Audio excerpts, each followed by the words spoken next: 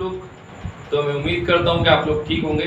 तो जैसे कि हमने आपको प्रीवियस वीडियो के अंदर गॉस थ्योरम एक्सप्लेन करी थी, क्लास 12 फिजिक्स चैप्टर फर्स्ट, आज हम एक्सप्लेन कर रहे हैं आपको गॉस थ्योरम के स्पेशल केसेस। मतलब जो गॉस थ्योरम के स्पेशल केसेस हैं तो वो कौन कौन से होते हैं, ठीक। तो उसके लिए सबसे पहले आपके सामने लिखा हुआ है case first, if no charge is present inside close surface. अगर क्लोज्ड सरफेस में कोई भी चार्ज प्रेजेंट नहीं हो तो कितना फ्लक्स बाहर निकलेगा, ये हमें बताना होता है केस फर्स्ट में। तो हम लिखेंगे phi E equal Q upon में एप्सिलॉन नॉट, ठीक है। अगर कोई भी चार्ज नहीं होगा तो क्यू की वैल्यू 0 अपॉन में एप्सिलॉन नॉट, और एप्सिलॉन नॉट की वैल्यू रख के 0 से डिवाइड करेंगे तो कितना आएगा 0। तो अगर कोई भी चार्ज प्रेजेंट नहीं हो इनसाइड क्लोज्ड सरफेस तो फ्लक्स कितना निकलेगा 0, ठीक। ये केस फर्स्ट हमारा कंप्लीट हुआ। इसके बाद है केस सेकंड। केस सेकंड क्या होता है, अगर एक से ज्यादा चार्जेस हो, ठीक है ना। जैसे सपोज ये आपके सामने क्लोज्ड सरफेस है, ये आपके सामने हमने बनाया क्लोज्ड सरफेस। अब इस क्लोज्ड सरफेस के अंदर एक से ज्यादा चार्जेस हैं, जैसे Q1 है, दूसरा Q2 है, फिर Q3 है, फिर Q4 है, फिर Q5 है। एक से ज्यादा चार्जेस हैं इसके अंदर, Q1 Q2 Q3 Q4 Q5। तो फिर कितना फ्लक्स इसमें से बाहर निकलेगा ये हमें बताना रहता है, ठीक है। तो हम लिखेंगे if Q1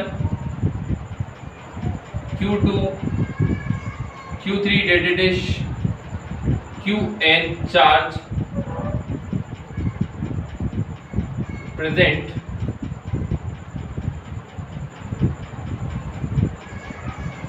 inside closed surface,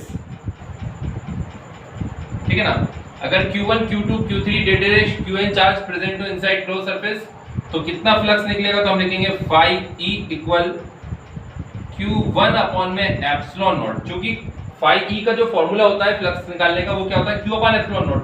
अब पहला चार्ज क्या होगा Q1 upon epsilon not, plus दूसरा चार्ज क्या होगा Q2 upon epsilon not, plus तीसरा चार्ज क्या होगा Q3 अपॉन एप्सिलॉन नॉट, और प्लस डेश कितने चार्ज है यहाँ पे Qn, तो Qn अपॉन में क्या आएगा एप्सिलॉन नॉट। अब फाई E इक्वल, अब एप्सिलॉन नॉट अपॉन में इसमें भी है, एप्सिलॉन नॉट अपॉन में इसमें भी है, एप्सिलॉन नॉट अपॉन में इसमें भी है, और एप्सिलॉन नॉट अपॉन में इसमें भी है। तो सब में से 1 अपॉन एप्सिलॉन नॉट क्या जाएगा कॉमन। ऊपर कुछ भी कॉमन नहीं है तो क्या कॉमन लेंगे 1, और नीचे एप्सिलॉन नॉट सब में, तो एप्सिलॉन नॉट कहाँ जाएगा बाहर। अंदर क्या बचेगा Q1 plus Q2 plus Q3 plus dash Qn, ठीक है ना, ये अंदर बचेगा। अब हम इसको कैसे लिखते हैं, phi E equal 1 upon epsilon naught, इस Q1 Q2 Q3 dash Qn को हम लिखेंगे सिग्मा Q, ठीक है ना, और यहाँ पे आ जाएगा I, और इधर लिखेंगे I equal 1 sigma QI। I का मतलब क्या होता है, जो यहाँ पे चार्ज है उनकी संख्या, उनका नंबर। सपोज यहाँ पे चार्ज अगर 10 है 10 है तो यहाँ पे I की वैल्यू 10 आ जाएगी, यहाँ पे I इक्वल 10 लिख लेंगे। सारी बात समझना, अगर I की वैल्यू यानी चार्ज अगर मान लो 20 है तो I की वैल्यू कितनी आएगी 20 आ जाएगी, ठीक है। तो इस टाइप से जो है I की वैल्यू यहाँ पे चलती है। तो यहाँ तक हमें इसको करना होता है सेकंड केस को। ये दोनों केसेस खत्म। आप इसका स्क्रीनशॉट ले लें और अगर कोई प्रॉब्लम हो तो कमेंट करके पूछ लें, ठीक है। ले लें स्क्रीनशॉट, ठीक। अब इसके आगे हम बात करते हैं एप्लीकेशंस ऑफ गॉस थ्योरम। मतलब गॉस थ्योरम की एप्लीकेशंस क्या क्या होती हैं, ठीक है। तो देखें उसको भी हम एक्सप्लेन करेंगे। Applications of Gauss theorem,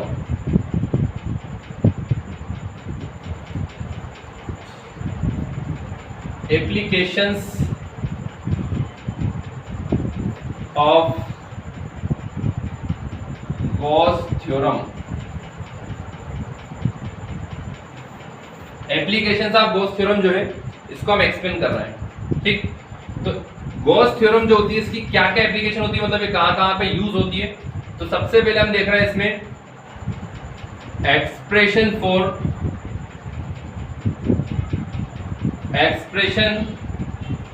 for electric field intensity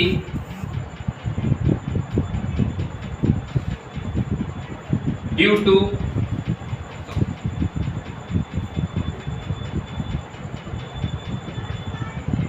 infinite long straight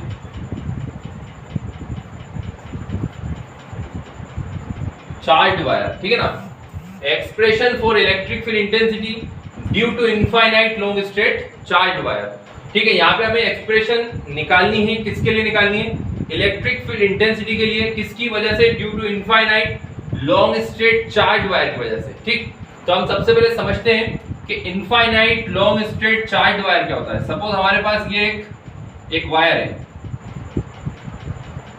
ठीक है, ये एक वायर है, इसके ऊपर है पॉजिटिव चार्ज।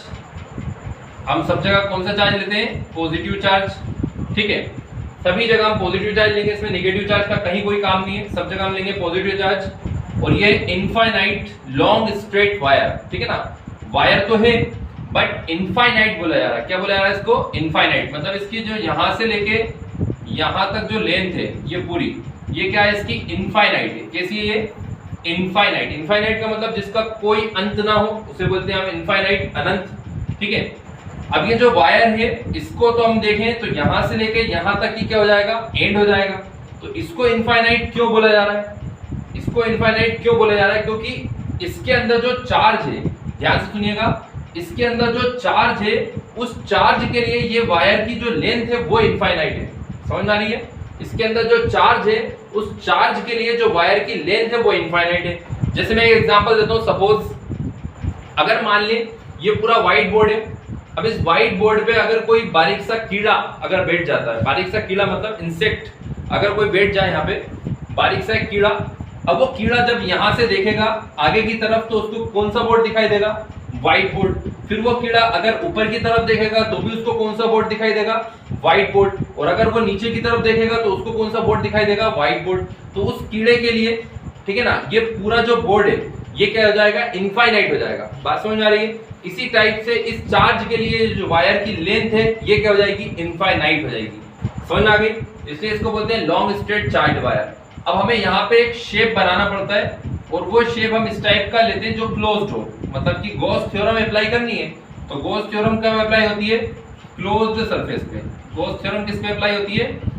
क्लोज्ड सरफेस के ऊपर अप्लाई होती है, ठीक है ना। ये हमने क्लोज्ड सरफेस बना लिया। क्लोज्ड सरफेस क्या बनाया हमने? सिलेंडर। दिख रहा होगा आपको, ये क्लोज्ड सरफेस है, इसको हम क्या बोल रहे हैं? सिलेंडर। अब इस सिलेंडर में कितने सरफेस हैं? तो एक सरफेस तो ये हो गया ऊपर वाला, ये ट्यों दिख रहा है आपको। एक सरफेस ये हो गया नीचे वाला, दूसरा हो गया, ठीक। और तीसरा सरफेस कौन सा होता है? ये आसपास वाला गोल, ठीक है। जैसे मैं आपको मार्कर की हेल्प से समझाता हूँ। ये मार्कर ये भी बेलन की तरह है, सिलेंडर की तरह है। इसमें कितने सरफेस हैं? इसमें 3 सरफेस हैं। देखें सबसे फर्स्ट कौन सा है? ये गोल है ना, जूम करके बताएं, ये गोल, ठीक है। ये सबसे फर्स्ट वाला सरफेस है।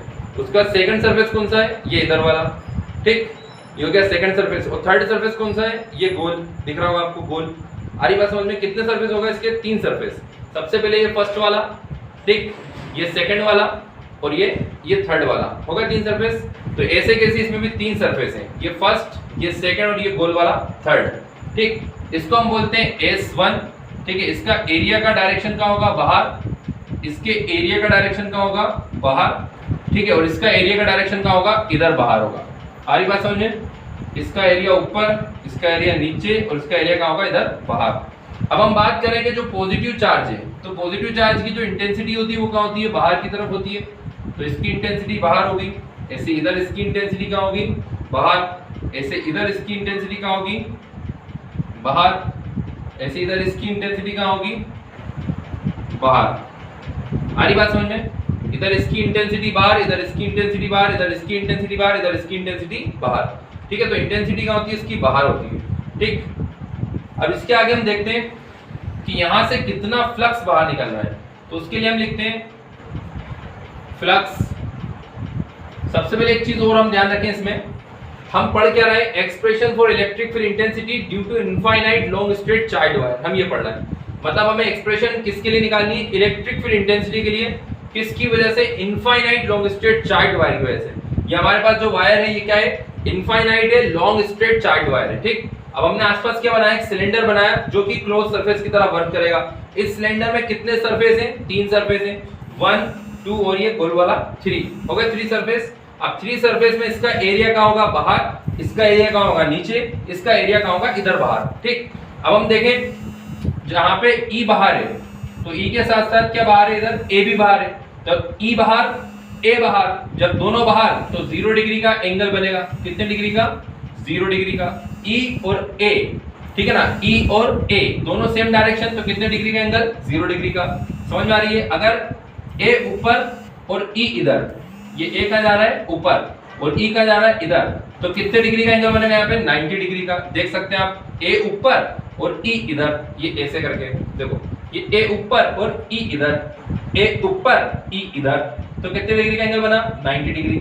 उसके बाद ए नीचे ई इधर, है ना, ए का आया नीचे ट्यम और ई का है इधर, तो ये भी कितने डिग्री का एंगल बन गया, 90 डिग्री। तो दो 90 डिग्री के एंगल बनते हैं, ये 90 90 और ये कितना बना, 0 डिग्री। ठीक है, ध्यान रख लेंगे। अच्छा, यहाँ पे जो वायर है तो इसके लिए हम लिखते हैं लीनियर चार्ज डेंसिटी। क्या लिखते हैं, linear charge density of wire. Linear charge density का फॉर्मूला होता है lambda equal Q upon L. Linear charge density का फॉर्मूला क्या होता है, lambda equal Q upon L. L का मल्टीप्लाई लैम्बडा में करेंगे तो कितना आएगा, लैम्बडा एल, और इक्वल में क्या बचेगा, क्यू। तो क्यू की वैल्यू कितनी आ गई, लैम्बडा इनटू एल। ठीक, ये लैम्बडा क्या है, ये ग्रीक लैंग्वेज का एक वर्ड है, ग्रीक मतलब यूनान की भाषा है ये, ठीक है ना, लैम्बडा। और क्यू अपॉन एल, तो एल का मल्टीप्लाई लैम्बडा में, तो लैम्बडा एल इक्वल में क्यू। ठीक, अब हम देखते हैं कितना फ्लक्स बाहर निकल रहा है यहाँ से। तो हम लिखेंगे सबसे पहले फाई ई इक्वल, पहले वाले सरफेस से कितना निकलेगा, तीन सरफेस हैं, first second third, first second और थर्ड, ठीक है ना। तो पहले वाला क्या हो गया, फाई 1, दूसरा वाला फाई 2 और तीसरा वाला फाई 3, तीन हो गए। अब इसके बाद फाई ई इक्वल फाई 1 की वैल्यू, तो हम इंटीग्रेशन में लिखेंगे ई ds cos थीटा, ठीक है, प्लस दूसरे वाले की वैल्यू भी कितनी आएगी, ई ds cos थीटा, तीसरे वाले की वैल्यू भी कितनी आएगी, ई ds cos थीटा, ठीक है ना। तीनों की वैल्यू सेम आएगी, ई ds cos थीटा, ई ds cos थीटा, ई ds cos थीटा, और काय के अंदर आएगी इंटीग्रेशन के अंदर।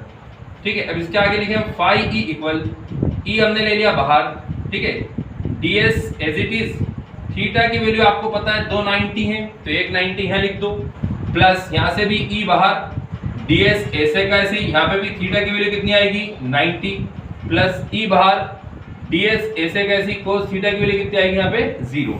तो दो वैल्यू हमारे पास 90 90 और एक वैल्यू हमारे पास कितनी है 0 डिग्री है। ये भी हमने आपको समझाया था इसके अंदर डायग्राम में। अब इसके आगे हम यहाँ देखते हैं, तो फाई ई इक्वल, ठीक है, ई ds cos 90 की वैल्यू होती है 0, प्लस फिर ई ds cos 90 की वैल्यू यहाँ पे भी कितनी होती है 0, प्लस ई ds cos 0 की वैल्यू कितनी होती है 1, तो यहाँ पे इनटू में क्या आएगा 1। अब आप ध्यान से देखें तो आपको दिखेगा ये भी 0 हो जाएगा, ये भी 0 हो जाएगा, और यहाँ बचेगा e, और अंदर ds का मल्टीप्लाई 1 में करेंगे तो कितना आएगा ds। ठीक, इसके आगे हम लिखते हैं e as it is, ds का इंटीग्रेशन क्या होता है s, तो यहाँ पे जाएगा s। ठीक, अब इसके आगे लिखते हैं फाई e इक्वल, e तो एज इट इज रहेगा, s का यहाँ पे सरफेस, ठीक है ना, और कौन सा सरफेस है हमारे पास, देखो ये तो 0 हो गया, ये वाला सरफेस भी 0 हो गया। अब ये जो सरफेस है ये कर्व्ड सरफेस, और कर्व्ड सरफेस ऑफ सिलेंडर का फॉर्मूला क्या होता है, 2 pi R L. Curved surface of cylinder क्या होता है, 2 pi R L, equation first. अब इसके बाद हम लिखेंगे by the Gauss theorem, by the Gauss theorem, Gauss theorem से, गॉस थ्योरम क्या होती है, phi E equal Q upon में एप्सिलॉन नॉट। ये गॉस थ्योरम इक्वेशन कौन सी आ गई, सेकंड। अब ये भी फाई ई की वैल्यू और ये भी फाई ई की वैल्यू, ये भी फाई ई की वैल्यू, ये भी फाई ई की वैल्यू, तो दोनों आपस में क्या हो जाएंगे, इक्वल।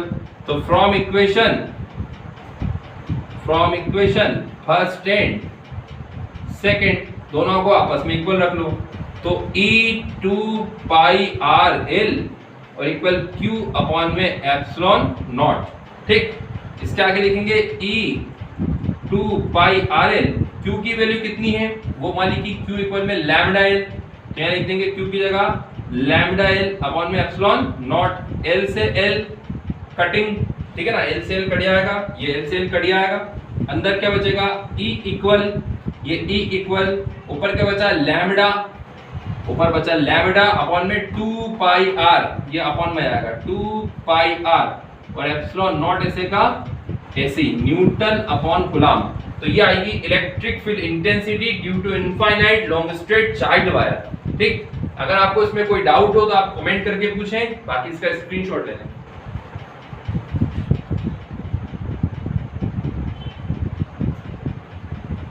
ले लिया स्क्रीनशॉट, ठीक है। हाँ तो स्टूडेंट्स, ये वीडियो आपको कैसी लगी कमेंट करके जरूर बताएं। ये जो मेहनत है ये सिर्फ आप लोगों के लिए, अगर आपका सपोर्ट मिल जाएगा तो मेहनत में रंग आ जाएगा। तो चैनल को जरूर सब्सक्राइब करें और वीडियो को ज़्यादा से ज़्यादा शेयर करें। ठीक है, मिलते हैं अगली वीडियो में। Thank you.